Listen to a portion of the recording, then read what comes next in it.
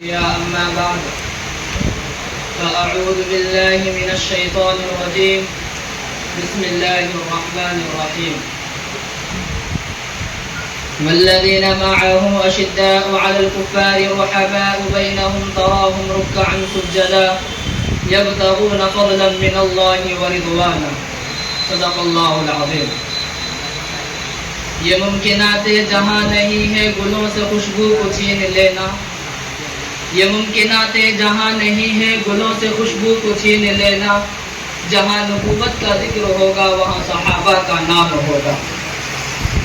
معزز مہمانان عظام، حضرات حکامین و حضرات اساتذہ اکرام، السلام علیکم ورحمۃ اللہ وبرکاتہ.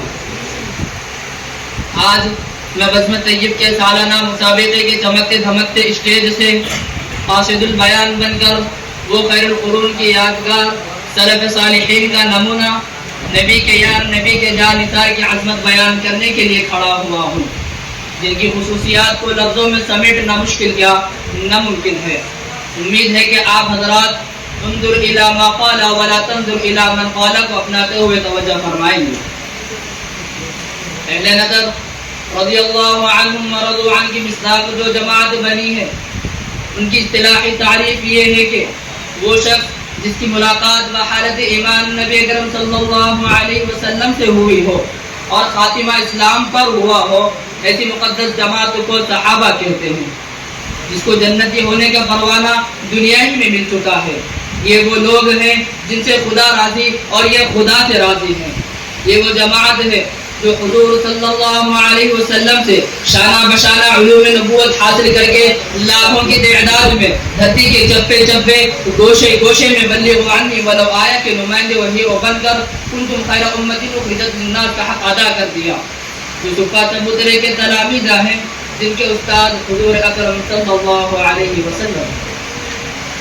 رفقاء مجلس، تاریخ گواہ ہے اس عظمت والی جماعت کے زمانے میں جب بھی باطل پرستوں نے عظمت اسلام کو للکارا، شمع رسالت کو بجھانے کی کوشش کی، قطر دین و ملت پر یلغار کی سازش کی، تو والذین معه اشداء علی الکفار کے نمائندے اصحاب صفا، اصحاب رسول، صاحب جنت، مستحق بشارت، مشاہد نبوت، مؤید رسالت، ان دشمنان اسلام پر قہر و غضب بھر کر گر پڑے اور شیروں کو برابر کر جھپٹے اور راہ حق میں آنے والے تمام رکاوٹوں کا سامنا کیا. باطل کے سر روا کے سامنے سد سکندر بن کر قصر اسلام کی حفاظت کی اور پرچم توحید کو بلند کیا. خدا کی محبت نے کتنا قریب کیا تھا کہ خدا نے خود قرآن میں اعلان فرمایا لقد رضی اللہ عنہم ورضوا عنہ. ملت اسلامیہ کے نوجوانوں، یہ وہ صحابہ ہیں جنہوں نے حق و پروان چڑھایا، اللہ کی خاطر قربانیاں برداشت کی اور مذہب اسلام کی خاطر خون بہایا، بیویوں کو بیوہ اور بچوں کو یتیم کر دیا.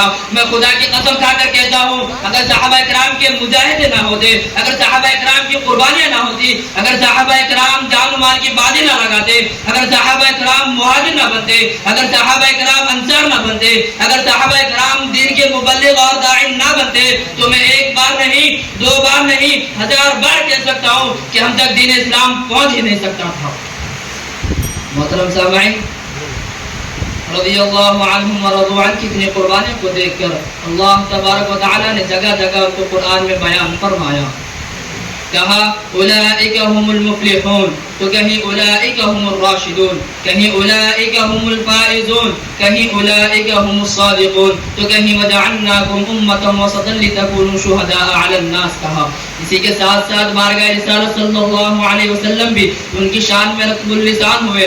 فرمایا لا تسبوا اصحابی لو ان احدکم انفق مثل احد ما بلغ مد احدهم ولا نصفه، تو کہیں اکرموا اصحابی فانهم خیارکم کہا. یہ ہے میرے صحابہ کی شان کہ جب میں مکمل بیان کرنے سے قاصر ہوں. دعا ہے کہ اللہ تبارک و تعالی صحابہ کی عظمت اور ان کی محبت ہمارے دلوں میں پیوست فرمائے اور انہی کے نقش قدم پر چل کر رضی اللہ عنہم ورضوا عنہ کا مصداق اللہ ہم سب کو بنائے. اسلام کی عظمت کے مینارے ہیں صحابہ، اسلام کی عظمت کے مینارے ہیں صحابہ. اگر جان محمد تو ستارے ہیں صحابہ. ہم اس شوق سے کہتے ہیں ہمارے ہیں صحابہ، ہم اس شوق سے کہتے ہیں ہمارے ہیں صحابہ. واللہ ہمیں جان سے بھی پیارے ہیں صحابہ. وآخر دعوانا الحمدللہ رب العالمین.